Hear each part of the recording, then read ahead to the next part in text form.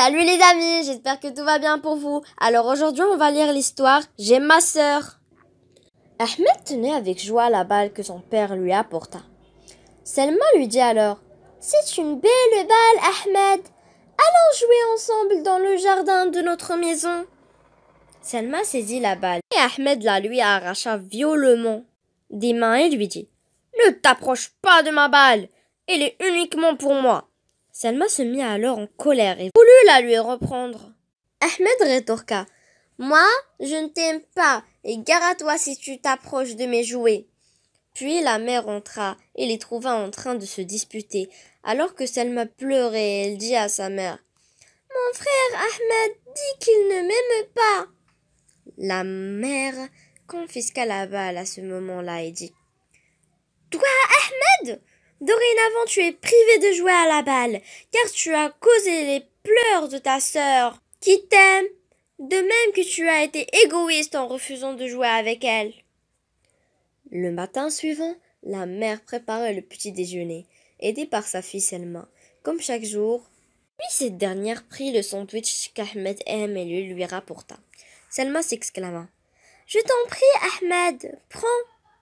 Il répondit en colère « Je ne veux rien de toi. Il est préférable pour toi que tu ne m'adresses plus la parole. » Sur ces entrefaites, Selma fut très attristée. Le soir même, Ahmed se sentit mal et sa température était élevée. Son père décida alors de contacter le médecin. Quant à Selma, elle était debout à ses côtés, inquiète à son sujet. Le médecin déclara « Je suis obligé de t'administrer cette injection pour que la température baisse. » Mais Ahmed eut peur et rétorqua « Je ne veux pas de cette injection, car elle va beaucoup me faire mal. » Selma dit « Docteur, administrez-moi cette injection à la place de mon frère, parce que je ne veux pas qu'il souffre. » À ce moment-là, tout le monde se mit à rire et le médecin dit « Ne t'inquiète pas, Selma, cette injection ne lui fera pas mal, et il se sentira mieux si Allah le permit. » Ahmed prit son courage à deux mains, se fit administrer l'injection et la température baissa, et il s'endormit profondément. Cependant, Selma demeura assise à ses côtés pour s'assurer qu'il aille bien.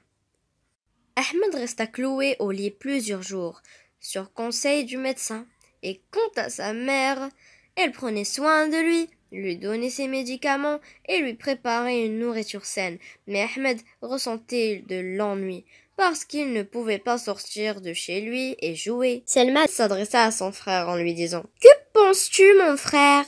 Si je te lisais des histoires que nous aimons bien, et nous pourrons jouer ensemble et nous résoudre de nombreuses énigmes que tu aimes. » Ahmed la remercia pour cela.